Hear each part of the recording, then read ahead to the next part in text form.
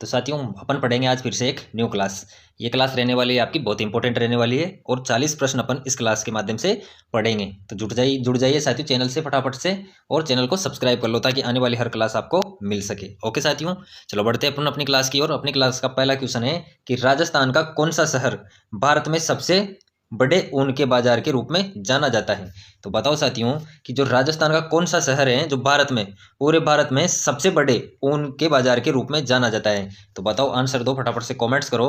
तो देखते हैं अपन, बाड़मेर, जोधपुर, जैसलमेर या फिर बीकानेर। तो अपना राइट आंसर क्या होगा कि राजस्थान का कौन सा शहर है जो पूरे भारतवर्ष में सबसे बड़े ऊन बाजार के रूप में जाना जाता है, तो वह है बीकानेर। अपना राइट आंसर क्या हो जाएगा यहाँ पर, बीकानेर। अपना राइट आंसर हो जाएगा डी, कि जो बीकानेर शहर है वो भारतवर्ष में सबसे बड़ा ऊन बाजार के रूप में जाना जाता है। याद रहेगा बच्चों। चलो आ जाते हैं अपने नेक्स्ट क्वेश्चन पर। नेक्स्ट क्वेश्चन है यहाँ पर कि भारत की पहली बड़ी सिंचाई परियोजना जिसके पूरे कमांड क्षेत्र में स्प्रिंकलर सिंचाई प्रणाली अनिवार्य की गई है वह है। तो बहुत अच्छा क्वेश्चन है कि जो भारत की पहली सबसे बड़ी जो सिंचाई परियोजना है जिसके पूरे कमांड क्षेत्र में सिंचाई का जो सिंचाई प्रणाली है वो है स्प्रिंकलर यानी कि फव्वारे से अनिवार्य की गई वह है। तो कौन सी परियोजना के तहत की गई है, तो नर्मदा नहर परियोजना, जाखम परियोजना, माही बजाज सागर परियोजना या फिर बीसलपुर परियोजना। तो अपना राइट आंसर हो जाएगा यहाँ पर नर्मदा नहर परियोजना। की जो नर्मदा नहर परियोजना है ये भारत की पहली सबसे बड़ी सिंचाई परियोजना है जिसका जितना भी कमांड सेक्टर है उसमें सिंचाई प्रणाली है वो कौन सी है, स्प्रिंकलर। तो याद रहेगा आपको वो नर्मदा नहर परियोजना है। ओके, चलो अगला क्वेश्चन है अपना कि राजस्थान के तेबारी गांव में त्रिमुख बावड़ी का निर्माण किसने करवाया। तो राजस्थान के जो तेबारी गांव में स्थित त्रिमुख बावड़ी है उसका निर्माण किसने करवाया। तो देखते हैं, रानी राम रसदे ने, रानी रूपल दे, रानी भीमल दे या फिर उमाने भटियानी। तो किसने करवाया, तो अपना राइट आंसर हो जाएगा रानी राम रसदे ने। तो ए अपना राइट आंसर हो जाएगा कि जो तेबारी गांव की जो त्रिमुख बावड़ी का निर्माण करवाया वो करवाया रानी रामरसदे ने। ओके, याद रहेगा बच्चों। चलो नेक्स्ट क्वेश्चन अपना वह है यहाँ पर कि यदि पंचायत विघटित कर दी जाती है तो चुनाव करवाए जाएंगे। यानी कि कोई पंचायत का विघटन अगर हो जाता है तो उसका चुनाव करवाए जाएंगे, तो कितने समय के अंदर अंदर उसके चुनाव करवाना जरूरी है। तो देखते हैं, 1 माह के अंदर, 3 माह के अंदर, 6 माह के अंदर या फिर तत्काल। तो अपना राइट आंसर होगा यहाँ पर 6 माह के अंदर। कि अगर किसी पंचायत का विघटन होता है तो उसके चुनाव करवाने का जो समय रहेगा वह रहेगा 6 महीने के अंदर अंदर उसके चुनाव करवाना बहुत जरूरी होता है। ये उसका टाइम पीरियड होता है, ये उसके नियमानुसार 6 महीने का टाइम होता है। इसके अंदर अंदर उस जो पंचायत विघटित हुई है उसके फिर से चुनाव करवाने होते हैं। ओके, याद रहेगा। नेक्स्ट क्वेश्चन पर आ जाते हैं। नेक्स्ट क्वेश्चन है अपना यहाँ पर कि निम्न में से कौन सा पुरस्कार राजस्थान में MSME नीति 2022 के अंतर्गत सर्वोच्च कार्य करने वाले उपक्रमों हेतु प्रस्तावित नहीं है। नकारात्मक क्वेश्चन पूछा गया है कि जो सर्वोत्तम कार्य करने वाले उपक्रम हैं उनमें प्रस्तावित नहीं है, तो कौन सा नहीं है। देखते हैं, महिला उद्यमी, अनुसूचित जनजाति अनुसूचित जाति के उद्यमी या फिर असाधारण प्रक्रिया उत्पाद का नवाचार या फिर उत्पाद गुणवत्ता सुधार। तो अपना राइट आंसर यहाँ पर हो जाएगा डी, कि जो प्रस्तावित नहीं है वो कौन सा नहीं है, उत्पादक गुणवत्ता का सुधार। ओके, चलो नेक्स्ट क्वेश्चन है अपना कि राजस्थान के किस शहर में 1952 में मरु वनीकरण शोध स्टेशन की स्थापना की गई। कब, कि जो राजस्थान का कौन सा शहर है जिसमें 1952 में कब की गई साथियों, 1952 में मरु नवीकरण शोध स्टेशन की जो स्थापना की गई थी वो कहाँ पर की गई थी। तो देखते हैं, बीकानेर, जोधपुर, जैसलमेर, बाड़मेर। तो अपना राइट आंसर क्या हो जाएगा, अपना राइट आंसर हो जाएगा बी, जोधपुर। ओके, याद रहेगा आपको साथियों। साथ ही साथ कमेंट्स किया करो, जो आंसर होता है वो कमेंट्स में बताया करो ताकि उससे आपको क्या होगा कि आप खुद भी एक्टिव रहोगे कि हाँ कितने क्वेश्चंस के राइट आंसर मैं कर पा रहा हूँ। क्लास में जैसे 40 क्वेश्चन है तो 40 में से कितने क्वेश्चंस के राइट आंसर मैं कर पा रहा हूँ, कितने के आंसर मैं नहीं दे पा रहा हूँ। उससे फर्क ये पड़ेगा कि आप खुद अपना एनालिसिस कर सकते हो कि इतनी तैयारी मेरी हो चुकी है, इतना मुझे और पढ़ना है, किस हिसाब से मुझे पढ़ना है, किस हिसाब से मुझे आगे बढ़ना होगा। ये सब चीज़ें आप खुद से जान पाते हो, तो आंसर किया करो। ओके बच्चों, और साथ ही साथ चैनल को सब्सक्राइब कर लो। जितने भी विद्यार्थी नए जुड़े हैं वो चैनल को सब्सक्राइब कर लो ताकि आने वाली हर क्लास आपको मिले। साथ ही साथ सब्जेक्ट वाइज अगर आपको क्लास पढ़नी हो तो प्ले लिस्ट में जाकर आप पढ़ सकते हो। ओके बच्चों, चलो आ जाते हैं अपनी क्लास के नेक्स्ट क्वेश्चन पर।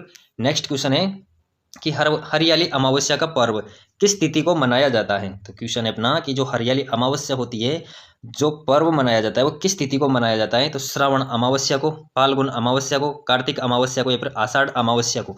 अपना राइट आंसर यहाँ पर होगा ए, अपना राइट आंसर हो जाएगा। जो श्रावण अमावस्या होती है उसको हरियाली अमावस्या का पर्व मनाया जाता है, याद रहेगा साथियों। चलो नेक्स्ट क्वेश्चन है कि मारवाड़ प्रगना विगत किसकी रचना है। तो यहाँ क्वेश्चन पूछ रहा है अपन से कि मारवाड़ प्रगनारी विगत नामक जो पुस्तक है, ग्रंथ है, उसकी रचना की गई थी, वो किसके द्वारा की गई थी। तो देखते हैं अपने पास 4 ऑप्शन है, तो इनमें से ढूंढते हैं कि किसके द्वारा मारवाड़ प्रगनारी विगत की रचना की गई। तो वीरबाण रत्न या फिर दयालदास, मोहनोत नैण सिंह या फिर सूर्यमल मिश्रण। तो किसके द्वारा की गई।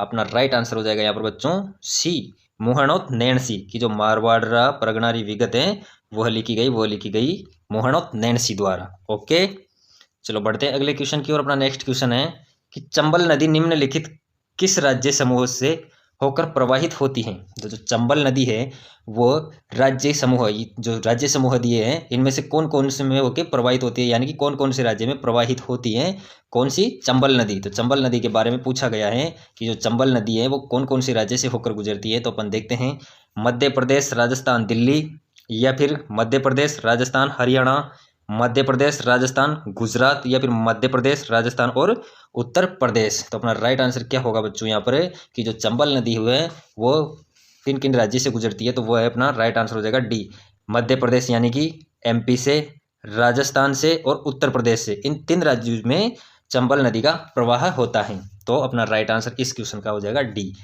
याद रहेगा आपको, अच्छे से क्वेश्चंस को पढ़ो साथियों और अच्छे से दिमाग में बिठा लो, क्योंकि क्वेश्चंस रिपीट होते हैं और अच्छे से दिमाग में बिठाओ ताकि क्वेश्चंस को एक बार देखो एग्जाम हॉल पे, तो जैसे ही क्वेश्चंस देखो आंसर कर पाओ। अपने आप को इतना तैयार कर लो एग्जाम के लिए कि कहीं से भी एग्जाम इधर क्वेश्चन उठा ले आप उसको आंसर कर पाओ। अपन की तैयारी उस लेवल की होनी चाहिए, तब अपन कंपटीशन को कॉम्पीट कर पाते हैं, क्योंकि तैयारी सब करते हैं परंतु आगे वही निकल पाते हैं, सफल वही हो पाते हैं जो अपने आप को समय देते हैं, अपने लक्ष्य की ओर बढ़ते हैं, वही सफल हुआ करते हैं। तो सफल होना है तो अच्छे से तैयारी में जुट जाओ साथियों, अभी भी आपके पास वक्त है कि जो गया वो तो गया, उसको मत सोचो, परंतु जो बचा है उसे उसे संभाल लो, जो बचा है उसको संभाल लो और उस पर अपना पूरा समय लगा दो, पूरा जोर लगा दो पढ़ने में। ओके, उससे ही आप सफल हो जाओगे। तो अच्छे से तैयारी करो बच्चों। ओके, आ जाते हैं अपनी क्लास पर। अपनी क्लास का नेक्स्ट क्वेश्चन है यहाँ पर कि कौन सी विधानसभा भंग होने के कारण राजस्थान में प्रथम मध्यावधि चुनाव हुए। बताओ साथियों कि कौन सी विधानसभा भंग होने के कारण राजस्थान में प्रथम मध्यावधि चुनाव हुए। तो चौथी विधानसभा में, छठी विधानसभा, सातवीं विधानसभा या फिर तीसरी विधानसभा। तो कौन सी विधानसभा थी जो भंग हुई थी। तो इसका आंसर मैं आपके लिए छोड़ूंगा साथियों, इसका आंसर देना है आपको। तो इस क्वेश्चन का आंसर आपको देना है बच्चों। एक क्वेश्चन मैं आपके लिए हर क्लास में छोड़ूंगा ताकि उसका आप आंसर कर सको। ओके, कि कितने बच्चे इसके आंसर कर पाते हैं, कितने बच्चे नहीं कर पा रहे हैं। ओके, अगले क्वेश्चन पर आ जाते हैं अपन कि स्वतंत्रता प्राप्ति के समय राजस्थान कितनी देशी रियासतों में विभक्त था। तो जो जब स्वतंत्रता प्राप्ति हुई, यानी कि जब देश स्वतंत्र हुआ, उस समय राजस्थान की कितनी देशी रियासतें थी। तो बताओ साथियों, जो राजस्थान था वो कितनी देशी रियासतों में विभक्त था। तो 15, 18, 19 या फिर 22। तो अपना राइट आंसर हो जाएगा, क्या होगा अपना राइट आंसर बच्चों बताओ। सी अपना राइट आंसर हो जाएगा 19। तो राजस्थान में जो देश स्वतंत्र हुआ उस समय राजस्थान में जो देशी रियासतें थी वो थी 19 रियासतें। याद रहेगा आपको बच्चों।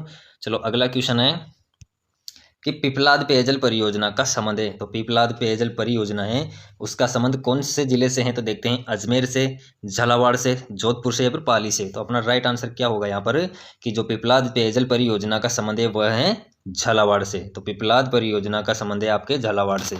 ओके, याद रहेगा। चलो नेक्स्ट क्वेश्चन देखते हैं अपन। नेक्स्ट क्वेश्चन है कि राजस्थान में स्थापित पहली सूती वस्त्र मिल का नाम है। तो राजस्थान में जो पहली सूती वस्त्र मिल स्थापित हुई थी वो कहाँ पर हुई थी। तो कृष्णा मिल, नाम क्या था उसका। तो कृष्णा मिल या फिर एडवर्ड मिल या फिर महालक्ष्मी मिल या फिर शार्दुल मिल। तो जो राजस्थान में स्थापित पहली सूती वस्त्र मिल थी वह थी कृष्णा मिल। ए अपना राइट आंसर हो जाएगा कि जो राजस्थान की पहली सूती वस्त्र मिल स्थापित हुई वह थी कृष्णा मिल। उसका नाम क्या था, कृष्णा मिल था। ओके बच्चों, चलो नेक्स्ट क्वेश्चन है निम्नलिखित में से किसे कोल्लू यानी कि पलोदी का प्रमुख वार्षिक मेला समर्पित है।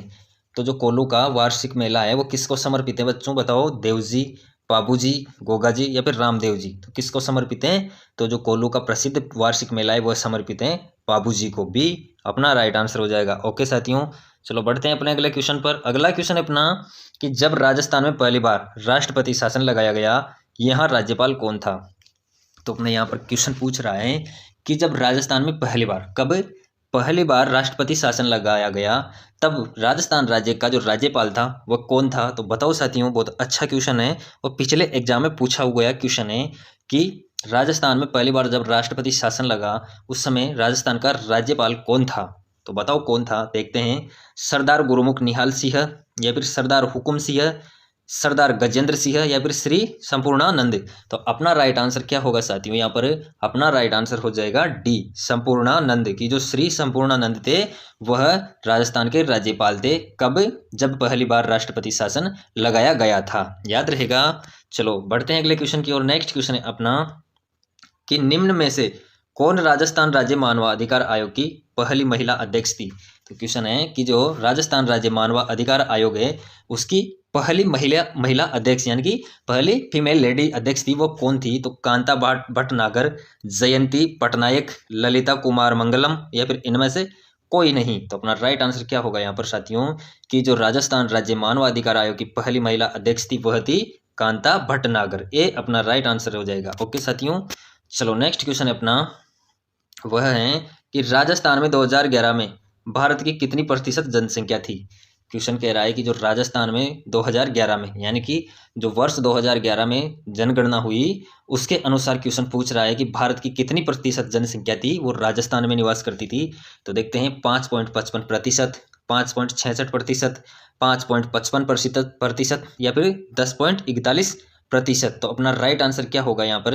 अपना राइट आंसर हो जाएगा बी 5.66% की जो राजस्थान में 2011 की जनगणना के अनुसार भारत की जनसंख्या कितने प्रतिशत निवास करती थी? तो वह करती थी 5.66%। बी अपना राइट आंसर यहाँ पर हो जाएगा।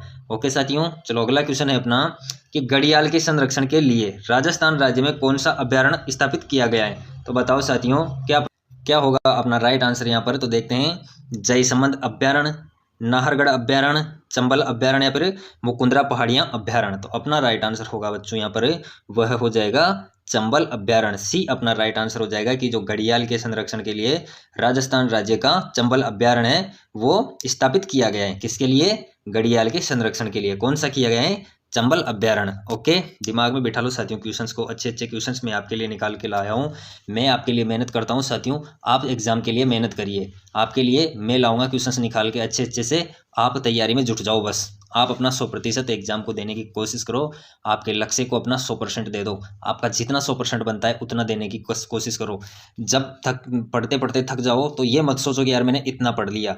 जब ये सोचने लगे कि यार अभी मैंने पढ़ा ही कितना है, तो यूँ मानो कि सफलता की पहली सीढ़ी आपने उसी दिन चढ़ना प्रारंभ कर दिया। जिस दिन दिमाग में ये आया कि अभी मैंने पढ़ा ही कितना है, तो वहीं से आप सफल होना प्रारंभ हो जाते हो। तो अच्छे से अपने मन को प्रगाढ़ कर लो, अच्छे से समझा लो कि हाँ मुझे बस पढ़ना है, मुझे पढ़ना है। ललक जगा लो अपने मन में। ओके, चलो आ जाते हैं अपने नेक्स्ट क्वेश्चन पर साथियों। नेक्स्ट क्वेश्चन है अपना कि निम्न में से जयपुर का परंपरागत हस्त उद्योग कौन सा है? तो क्वेश्चन पूछ रहा है कि जो जयपुर का परंपरागत हस्त उद्योग यानी कि हाथ से बनाए जाने वाला जो कार्य किए जाते हैं यानी कि जो हस्त उद्योग है वो कौन सा है? तो ऊनी खादी, थेवा कला, चित्रकला या फिर ब्लू पोट्री। तो अपना राइट आंसर क्या होगा यहाँ पर बच्चों? बताओ, अपना राइट आंसर हो जाएगा डी ब्लू पोट्री। जो ब्लू पोट्री है वो जयपुर का परंपरागत हस्त उद्योग है। ओके, चलो नेक्स्ट क्वेश्चन देखते हैं अपन। नेक्स्ट क्वेश्चन है अपना कि निम्न में से कौन सी संस्था राजस्थान के औद्योगिक विकास को गति देने वाली शीर्ष संस्था है? तो बताओ साथियों कि कौन सी संस्था है जो राजस्थान के औद्योगिक विकास को गति देने वाली शीर्ष संस्था है यानी कि सबसे बढ़िया संस्था है? तो राजस्थान वित्त निगम, रिको, राजसिको या फिर नाबार्ड। तो अपना राइट आंसर क्या होगा यहाँ पर कि जो राजस्थान का औद्योगिक विकास को गति देने वाली शीर्ष संस्था है वह है यहाँ पर रिको। जो राजस्थान की रिको संस्था है वह औद्योगिक विकास को गति देने वाली शीर्ष संस्था की श्रेणी में आती है। ओके बच्चों, चलो नेक्स्ट क्वेश्चन पर आ जाते हैं अपन कि कुवलयमाला नामक कथा संग्रह में कितनी देसी भाषाओं के नामों का उल्लेख हुआ है? तो जो कुवलयमाला नामक कथा संग्रह है उसमें कितनी देसी भाषा हैं जिनके नामों का उल्लेख हुआ है? तो 15, 16, 17 या फिर 18। अपना राइट आंसर क्या होगा? अपना राइट आंसर हो जाएगा डी 18। तो 18 भाषाओं का नाम उल्लेख है कुवलयम माला नामक कथा संग्रह है, उसमें देसी भाषाओं के जो 18 देसी भाषाएं हैं उनके नाम उल्लेखित हैं। ओके, याद रहेगा आपको। चलो नेक्स्ट क्वेश्चन है अपना, वह है कि प्रसिद्ध आदिवासी मेला बेणेश्वर राजस्थान के किस जिले में आयोजित होता है? कि जो बेणेश्वर का मेला है वो कौन से जिले में आयोजित होता है? तो कोटा, बांसवाड़ा, प्रतापगढ़ या फिर डूंगरपुर। तो अपना राइट आंसर क्या होगा यहाँ पर? डूंगरपुर। की जो प्रसिद्ध आदिवासियों का मेला बढ़ता है, कौन सा बढ़ता है? आदिवासियों का प्रसिद्ध मेला तो बेणेश्वर, ये कौन से जिले में आयोजित होता है? तो ये होता है डूंगरपुर में। याद रहेगा आपको। अच्छे से क्वेश्चंस को रट लो साथियों, यहाँ से जरूर क्वेश्चन बनते हैं। बहुत ही अच्छे क्वेश्चंस लेके आया हूँ मैं। यह क्वेश्चंस रिपीट होते हैं साथियों, तो क्वेश्चंस को बहुत अच्छे से पढ़ो और कॉमेंट्स में आंसर करो। सबसे बढ़िया तो आपके लिए है कि कॉमेंट्स में आंसर किया करो ताकि खुद को परखने का मौका मिले। ओके, चलो नेक्स्ट क्वेश्चन है कि निम्नलिखित में से कौन से लोक देवता की माता मेणा दे थी? तो बताओ साथियों, कौन से लोक देवता थे जिनकी माता का नाम मेणा दे था? तो मल्लीनाथ जी, बाबू जी, रामदेव जी या फिर गोगा जी। तो अपना राइट आंसर क्या होगा यहाँ पर? कि जो मेणा दे था वो किसकी माता का नाम था? तो वह था मल्लीनाथ जी की माता का नाम। ओके, याद रहेगा बच्चों आपको। चलो बढ़ते हैं अगले क्वेश्चन की ओर। अगला क्वेश्चन है अपना यहाँ पर कि राजस्थान में कौन सा स्थान कपिल मुनि से संबंधित है? तो राजस्थान का कौन सा स्थान है जो कपिल मुनि से संबंधित है? तो जोधपुर, नागौर, कोलायत या फिर सांबर। तो अपना राइट आंसर हो जाएगा यहाँ पर कोलायत। सी अपना राइट आंसर हो जाएगा कि जो राजस्थान का कपिल मुनि से स्थान है वह संबंधित है कोलायत से। ओके, चलो आ जाते हैं अपने अगले क्वेश्चन पर।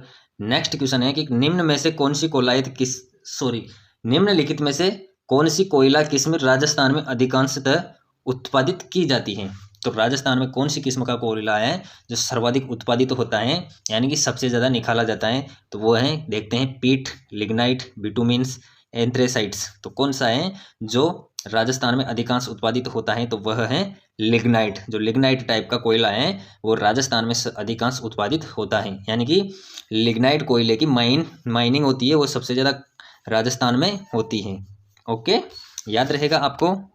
चलो नेक्स्ट क्वेश्चन है अपना, वो है यहाँ पर कि मुख्यमंत्री निःशुल्क जांच योजना को कब लॉन्च किया गया? तो मुख्यमंत्री निःशुल्क जांच योजना है उसको कब लॉन्च किया गया? तो 2011 को, 2013, 2015 यानी या फिर 2016। तो अपना राइट आंसर हो जाएगा 2013। बी अपना राइट आंसर हो जाएगा 2013। यानी कि जो मुख्यमंत्री ने निःशुल्क जांच योजना, इस योजना के वजह से बहुत से ऐसे गरीब परिवार को फायदा मिला है जो अपनी जांच करवाने में असक्षम होते थे, तो उनको सीधा इस जांच का बेनिफिट मिला है कि जिस बीमारी के लिए जांच हुआ करती है वह निःशुल्क होगी। इसका एक फिक्स लिमिट क्राइटेरिया रखा है कि फला फला बीमारी की जो फला फला जांच है उसकी निःशुल्क जांच होगी। तो बहुत अच्छी योजना साबित हुई है। तो जो मुख्यमंत्री निःशुल्क जांच योजना है वो लॉन्च हुई थी, वो हुई थी 2013 में। ओके साथियों, बहुत अच्छा क्वेश्चन है, याद रखना। चलो नेक्स्ट क्वेश्चन है अपना, किस आयोग की सिफारिश पर माउंट आबू एवं अजमेर मेरवाड़ा का विलय राजस्थान में किया गया?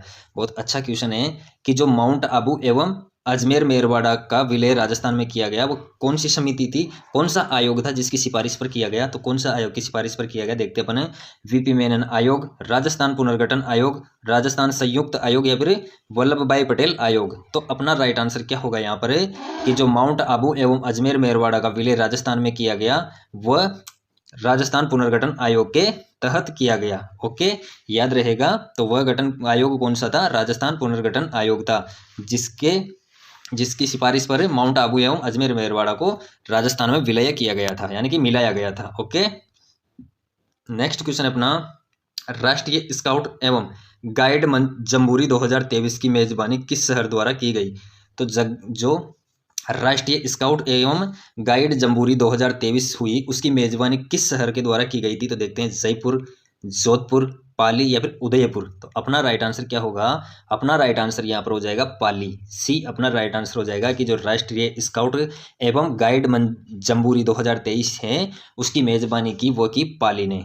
ओके, चलो नेक्स्ट क्वेश्चन है अपना कि राजस्थान सरकार की अनुप्रति योजना अनुसूचित जाति और अनुसूचित जनजाति के लोगों को वित्तीय सहायता प्रदान करती हैं। तो कब, कौन सी समय पर वित्तीय सहायता प्रदान करती हैं? कि राजस्थान सरकार की जो अनुप्रति योजना है वो किस किस को, एक तो अनुसूचित जाति और अनुसूचित जनजाति के जो लोग हैं उनको वित्तीय सहायता प्रदान करती है। तो कब करती हैं? विवाह के लिए, व्यापार के लिए, प्रतियोगी परीक्षाओं की तैयारी के लिए या फिर घर बनाने के लिए। तो जो अनुप्रति योजना है वह उसकी वित्तीय सहायता प्रदान की जाती है, वह की जाती है प्रतियोगी परीक्षाओं की तैयारी के लिए। तो बहुत अच्छा क्वेश्चन है कि जो अनुप्रति योजना है वो किन किन पर लागू होती है। एक तो अनुसूचित जाति और एक अनुसूचित जनजाति के लिए है। वह जो वित्तीय सहायता प्रदान होती है कब दी जाती है, प्रतियोगी परीक्षाओं की तैयारी के लिए। ओके, याद रहेगा आपको। नेक्स्ट क्वेश्चन है कि किस सभ्यता से में मकान एवं बस्तियां बनाने में ईंटों का प्रयोग नहीं होता था। नकारात्मक क्वेश्चन है, नहीं होता था पूछा है। तो कौन सी सभ्यता थी जिसमें मकान और बस्तियां बनाने के लिए ईंटों का प्रयोग नहीं किया जाता था। तो कालीबंगा, आहड़, गणेश्वर या फिर बैराठ। तो अपना राइट आंसर हो जाएगा गणेश्वर की। जो गणेश्वर सभ्यता थी वहां पर मकान एवं बस्तियां बनाई जाती थी, उन पर मकान या बस्तियां बनाने के लिए ईंटों का प्रयोग नहीं किया जाता था। याद रहेगा आपको। चलो आ जाते हैं अपने नेक्स्ट क्वेश्चन पर। नेक्स्ट क्वेश्चन है राजस्थान के बजट 2022-23 में मरु क्षेत्र में राजस्थान जल क्षेत्र पुनर्संरचना परियोजना के लिए कितना परिव्यय अमाउंट किया गया था। तो कितना किया गया था देखते हैं। 300 करोड़, 500 करोड़, 600 करोड़ या फिर 800 करोड़। तो अपना राइट आंसर हो जाएगा सी, 600 करोड़। ओके, चलो बढ़ते हैं अगले क्वेश्चन की ओर। नेक्स्ट क्वेश्चन है अपना, निम्नलिखित में से किस संस्कृति को बनास संस्कृति भी कहा जाता है। तो कौन सी संस्कृति है इन चारों ऑप्शन में से कि जिसे बनास संस्कृति भी कहा जाता है। तो आहड़ संस्कृति, दृश्यद्वती संस्कृति, रेंड संस्कृति या फिर बैराठ संस्कृति। तो अपना राइट आंसर क्या होगा, राइट आंसर अपना हो जाएगा आहड़ संस्कृति। जो आहड़ संस्कृति है उसे बनास संस्कृति के नाम से भी जानते हैं। ओके, नेक्स्ट क्वेश्चन है अपना वो है कि राजस्थान के छठे राज्य वित्त आयोग के अध्यक्ष कौन हैं। तो जो राजस्थान के छठे राज्य वित्त आयोग के अध्यक्ष हैं वह हैं, देखते हैं, प्रद्युम्न सिंह, ज्योति किरण, अशोक लाहोटी, बीडी कल्ला। तो अपना राइट आंसर होगा बच्चों वह हो जाएगा प्रद्युम्न सिंह। तो जो राजस्थान के छठे राज्य वित्त आयोग के अध्यक्ष थे वह थे प्रद्युम्न सिंह। ओके, चलो बढ़ते हैं अगले क्वेश्चन की ओर। अगला क्वेश्चन है कि स्त्रियों द्वारा बोरला आभूषण कहाँ पर पहना जाता है। तो जो बोरला नामक आभूषण होता है वो स्त्रियों के द्वारा कौन से भाग पर पहना जाता है, कौन से अंग पर पहना जाता है। तो हाथ, कमर, पैर या फिर सिर। तो कौन से अंग पर पहना जाता है बोरला। तो बोरला पहना जाता है सिर पर। बोरला होता है साथियों वह इस प्रकार का गोल गोल बना होता है और पीछे से धागे से अपने सिर पर लगाकर स्त्रियां बांध देती हैं। ओके, चलो नेक्स्ट क्वेश्चन है अपना वो है यहाँ पर कि राजस्थान के कितने शिक्षकों को राष्ट्रीय शिक्षक पुरस्कार 2022 से सम्मानित किया गया है। अच्छा क्वेश्चन है कि जो राजस्थान के कितने ऐसे शिक्षक थे जिनको राष्ट्रीय शिक्षक पुरस्कार 2022 से सम्मानित किया गया था। तो देखते हैं 1, 2, 3, 4। तो कितने शिक्षक ऐसे थे जिनको राष्ट्रीय शिक्षक पुरस्कार से नवाजा गया था, सम्मानित किया गया था। तो ऐसे शिक्षक थे दो शिक्षक ऐसे थे राजस्थान के जिनको राष्ट्रीय शिक्षक पुरस्कार 2022 से सम्मानित किया गया था। याद रहेगा बच्चों। चलो अगला क्वेश्चन है अपना वह है कि गागरोन का युद्ध किसके मध्य लड़ा गया था। तो गागरोन में जो युद्ध हुआ वो किन किन के मध्य लड़ा गया। तो मोहम्मद खिलजी प्रथम और कुंभा के मध्य, या फिर मोहम्मद खिलजी द्वितीय और मेदिनी राय के मध्य, या फिर महमूद खिलजी फर्स्ट और इडर का रामपाल के मध्य, या फिर महमूद खिलजी द्वितीय और महाराणा सांगा के बीच। तो किसके बीच लड़ा गया गागरोन का युद्ध। तो गागरोन का जो युद्ध था वह लड़ा गया मोहम्मद खिलजी द्वितीय और महाराणा सांगा के बीच। डी अपना राइट आंसर हो जाएगा कि जो गागरोन का युद्ध हुआ वह हुआ मोहम्मद खिलजी द्वितीय और महाराणा सांगा के बीच में हुआ। याद रहेगा साथियों, बहुत अच्छे क्वेश्चन थे, इंपॉर्टेंट क्वेश्चन थे। तो आपने अच्छे से क्लास देखी होगी। बताओ क्लास कैसी लगी आपको। और इसी के साथ अपनी क्लास यहाँ पर समाप्त होती है साथियों। तो वीडियो के अंत तक बने रहने के लिए आपका शुक्रिया। साथ ही साथ चैनल को सब्सक्राइब कर लो जितने भी विद्यार्थी नए जुड़े हैं। ओके, धन्यवाद।